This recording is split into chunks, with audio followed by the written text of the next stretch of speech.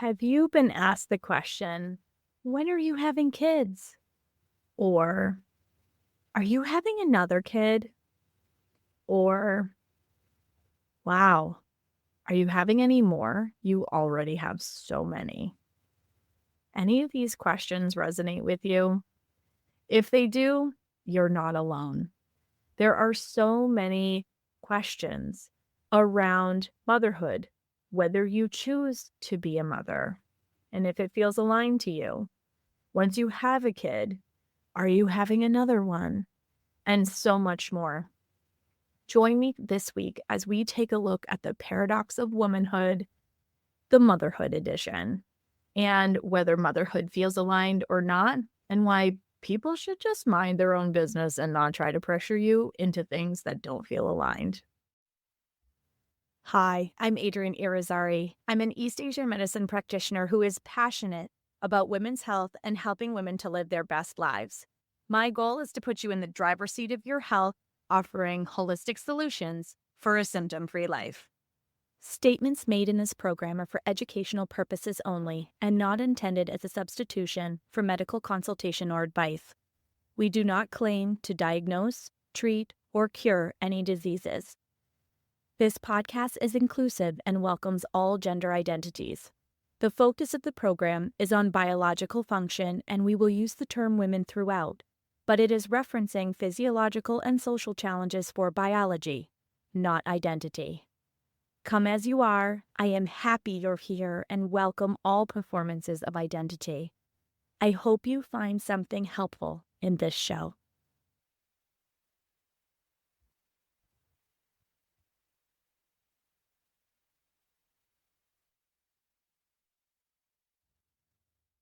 Welcome back to another episode of Reproductive Rebel. How many of you struggle with the feeling of being too much or not enough? Any takers? I see hands going up. I know mine's going up along with you because this is a theme that many of us struggle with. So today I want to talk about it around the topic of kids. So if you are in this never feeling like enough or too much camp, you probably have had some level of experience with it around childbearing. If you don't have kids, you get pressured into and people talk to you about why you're not having kids. If you have kids, you have one, and no sooner than that first one is born, you're already getting asked if you're going to have another one. You have another child, and then people are talking about the fact you have too many kids because you have two or more, and there's faces and comments associated with it. This reminds me of that beautiful monologue that America Ferrera does in the Barbie movie. If you have not seen the Barbie movie, I didn't know what I was going to think of it, and it was so beautifully well thought out and done. I would highly recommend you see it if you haven't seen it. I will totally not do justice to the magic that was America Ferrera's monologue towards the end of the movie. But she talks about this juxtaposition that we're told that we have to be thin, but we have to be this and we have to be that, but we can't be too much of this and we can't be too much of that. That is the female lived experience. And it is so true when you're talking about children, because during your childbearing years, people are always asking you, are you going to have children? When are you going to have children? How many children are you going to have? I have a really, really close friend of mine who just knew that mothering in terms of having her own biological children was not something she desired to do. She has a lot of mothering characteristics. She puts that energy out into the world, but she didn't want to have her own offspring. There's nothing wrong with that. Just because you're of childbearing age does not mean you have to have children. And we have this really uncomfortable narrative and understanding and conversation in the larger collective around having kids. And it isn't for everybody, and that's okay. If anything, I think it's more responsible and more awakened and more aligned when people can actually admit, this doesn't feel good to me. This doesn't feel aligned to me. This isn't something that's calling me. If you had asked me as a younger woman, I was kind of on the fence about having children. And once I had my first child, my whole set of feelings around that changed. So just because you make a decision now doesn't mean you can't change that decision later on, but it's your body. It is your body. And deciding what feels aligned for your energy is up to you. I remember after I had my daughter, I had a very well-intentioned family member ask when we were planning on having another one. And I'm like, wow, that's such a loaded question. Because of the circumstances that I was in at the time, it didn't feel aligned to me. Then, when it did feel aligned to me, every time we got asked that question, when I married the love of my life and we decided that we wanted to try to have a baby of our own, every time we got asked, "Are you guys having kids? Why isn't she pregnant yet?" Again, well-intentioned family members, but that created a lot of shame and guilt because what they didn't know was what was going on behind the curtain.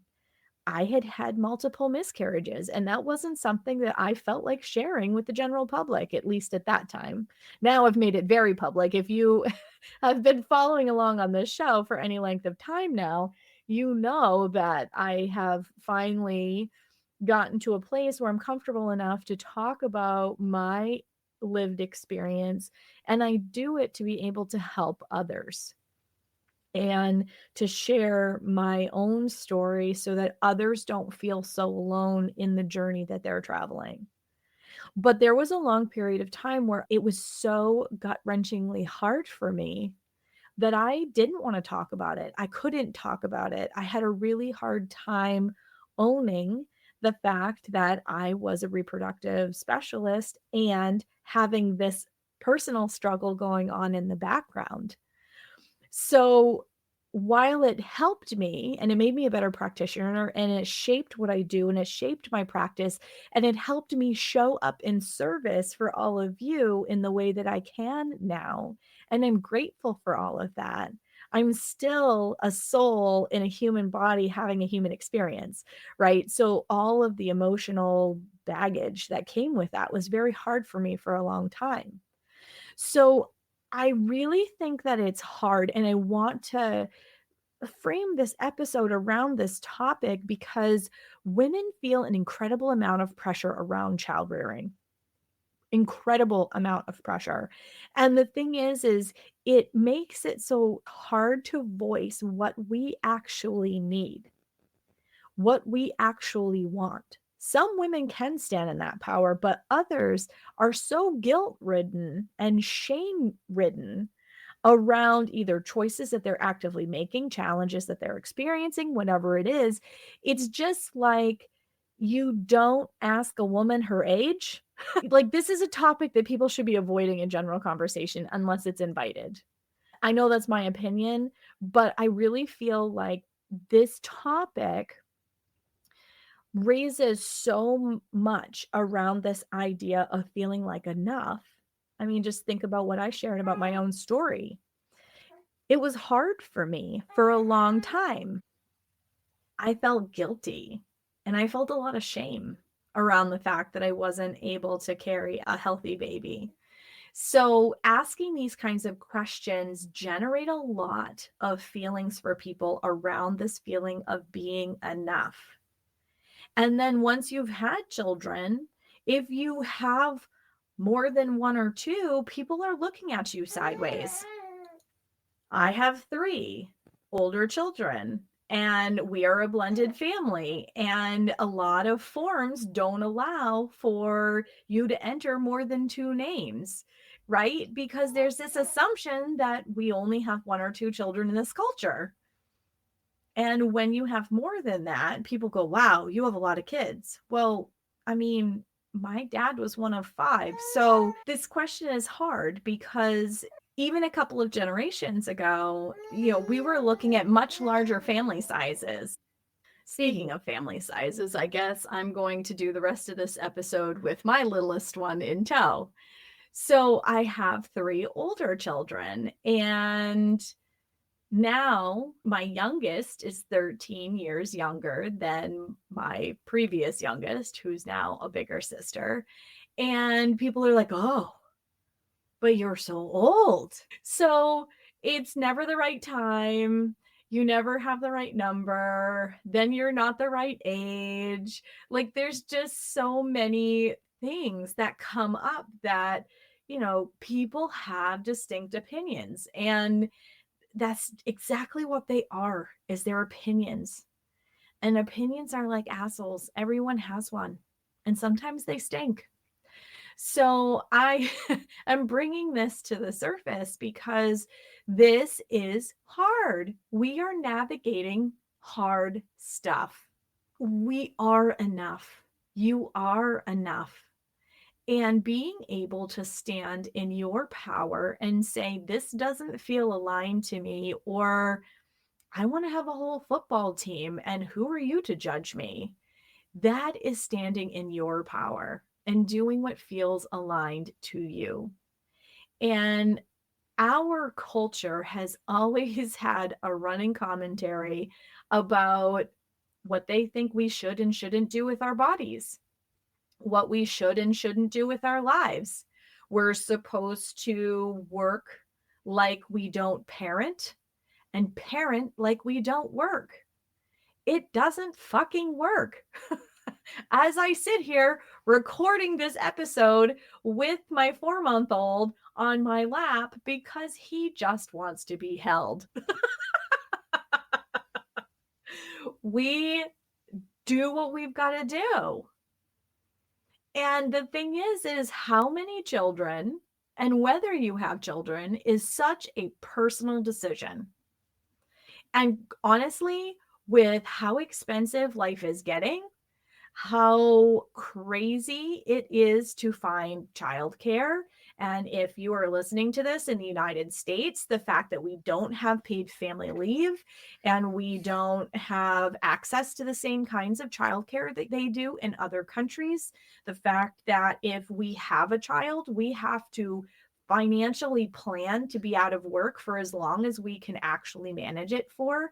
And many of us are going back to work before our bodies are ready. Like, whether you have kids or not is a personal fucking decision.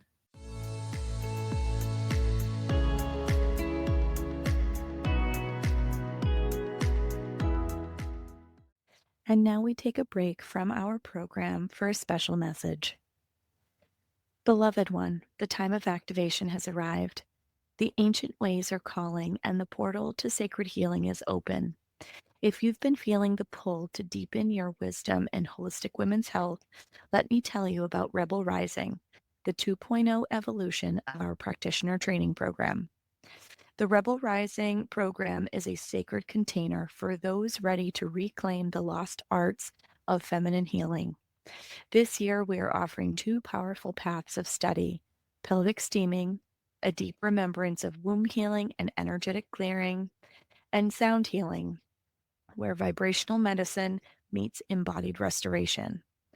If you feel the resonance, trust it. Classes begin March 26th, and an exclusive tuition discount is available through February 28th. The portal won't stay open forever. Enrollment closes March 24th. If you are ready to rise, visit moonessence.life to claim your space. The time is now. And now, back to the show.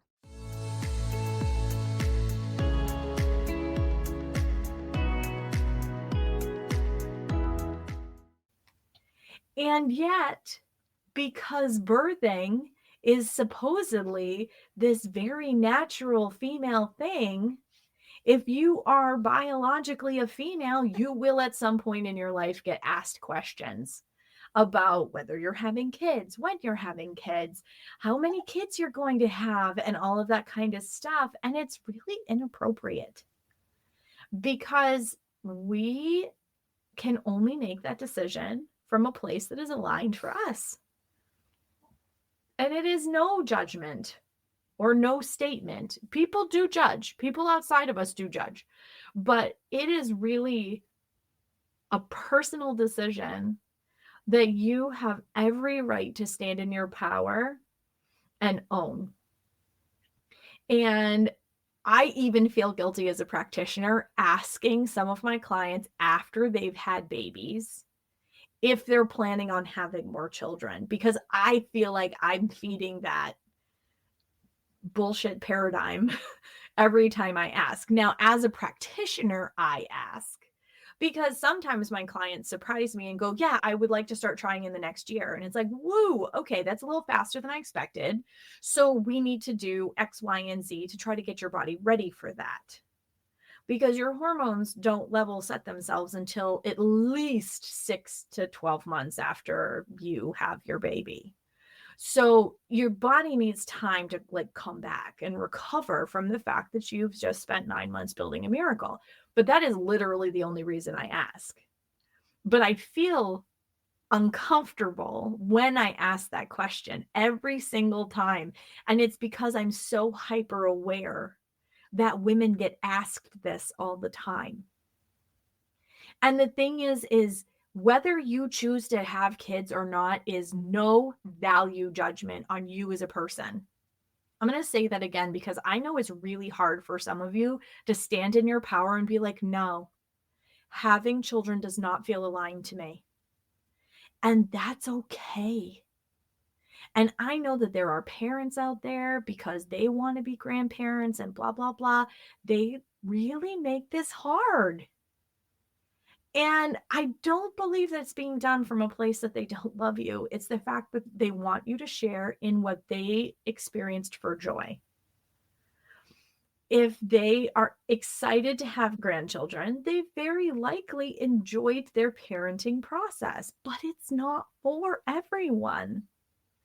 And the thing is there are many people who become parents that haven't done the internal work to be able to parent differently than they were raised because they may have had a less than desirable childhood for whatever reason.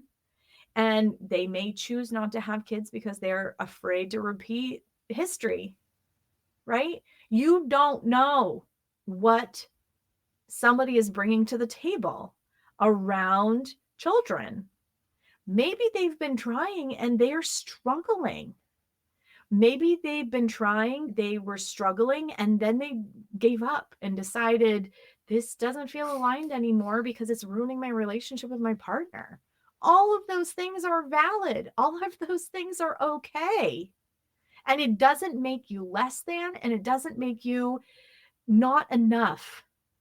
So whether you decide to have 9 children, or you decide to have 1, or you decide to have a fur baby because a biological child is not in the cards for you for whatever reason, all those choices are okay. You are enough.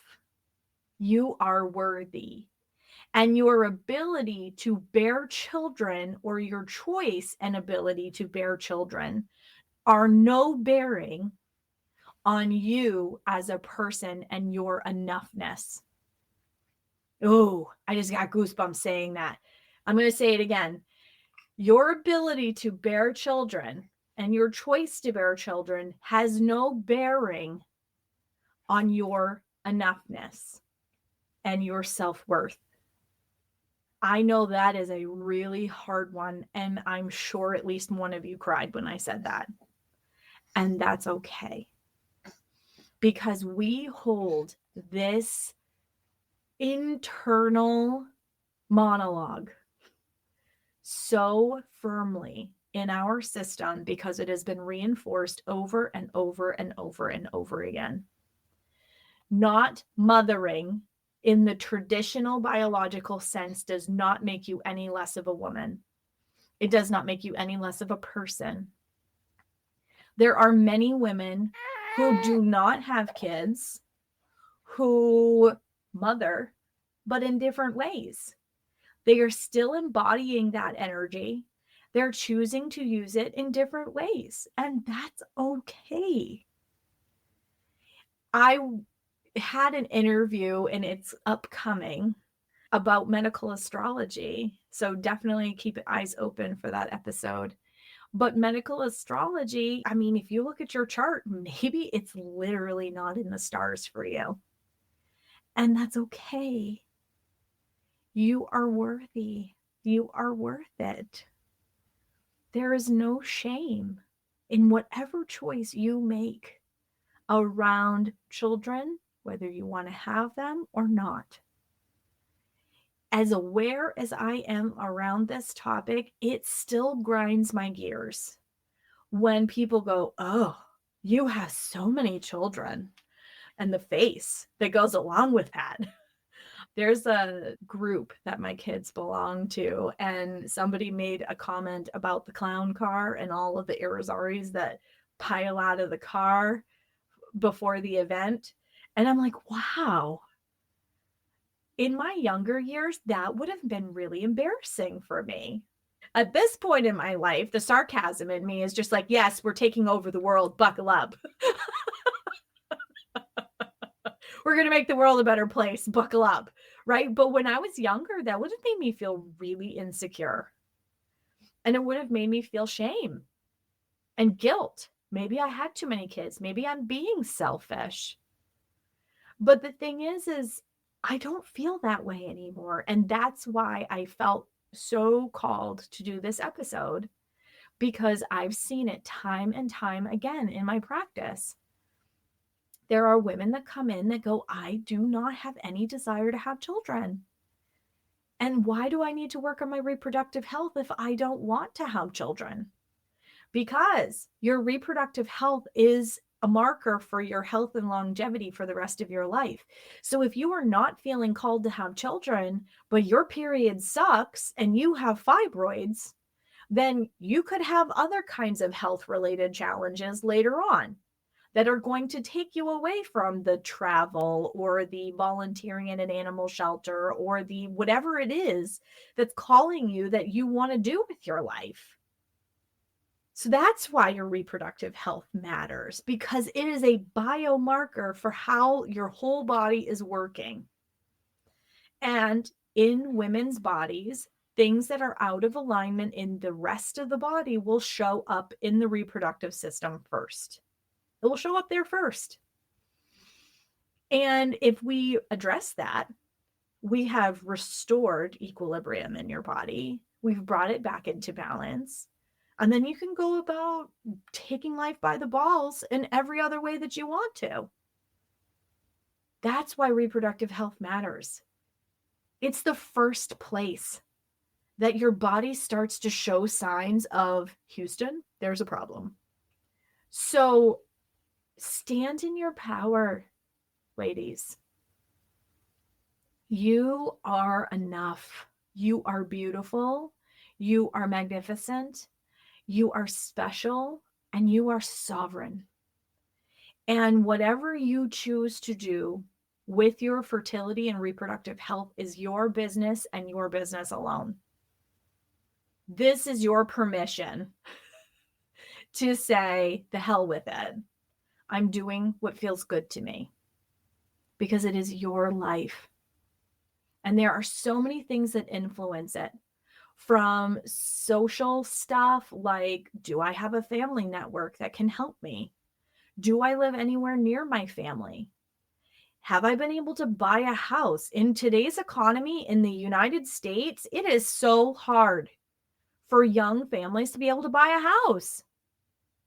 And maybe an apartment is not going to be big enough to have a baby in, right? Like, you don't know what people's situations are. It is not your place to say anything to somebody else about whether they do or do not plan to have a child. It does not make them any less of a woman. Does it make you any less of a woman if you choose not to? All of these choices, when they're done in alignment with what feels right in your body, that makes it the right choice for you. It is wild to me to say that I have 4 kids. It's wild, because I never thought that I would have a family like this. And you know what? I'm glad that I do. They've all shaped my life and brought color and texture to my life that I never expected that I would be able to experience. And as a teenager with reproductive health problems, literally out of the gate, I was told I was never going to be able to be a mom. So this is a huge gift to me, but it's not for some, and that's okay. So this paradox of womanhood, okay, there's so many paradoxes of womanhood. I should just sit down with the America Ferrera monologue and go through all of these juxtapositions that she puts in there. It was so beautifully worded. I highly, highly recommend you check it out if you haven't heard it already, because it talks about all of the places where we're too much or not enough. We're supposed to be this way or that way. It's kind of like that Usher quote, a lady in the street, but a freak in the bed. And yet we're supposed to be so demure and innocent and pure, but we're supposed to be a tiger behind closed doors. How does that exist in the same body? What? So we as women live in a paradox all the time. Parent like we don't work, work like we don't parent. Man, I feel that one. And a lot of us that parented through the pandemic feel that one deeply. We were trying to work full-time jobs while we had children home, trying to navigate Zoom school. I started getting a cortisol belly because the stress was so high. The stakes were so high. And I was like, you know what? And what they're learning, holy cow, I'm going to bring my kids home and I'm going to homeschool. And I'm so grateful that I did that. I had a more meaningful connection with them.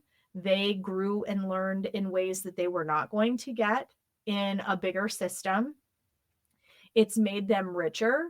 It's made them more dynamic. It's made them able to talk to people in a totally different way than other kids their age, which is really productive. I am so glad I made that choice. It was hard, but it was the best choice for them and for me. So we make choices that put us in alignment with our truth.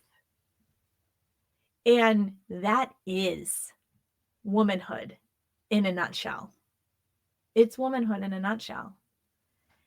We have to trust that we are powerful, our voices matter, and we are enough. And that is really, truly what matters. Thank you for joining me for another episode of Reproductive Rebel. Reproductive Rebel is recorded by certified peri-steam hydrotherapist and acutonics practitioner, herbalist, and Chinese nutritional therapist Adrienne Irizarry of Moon Essence LLC.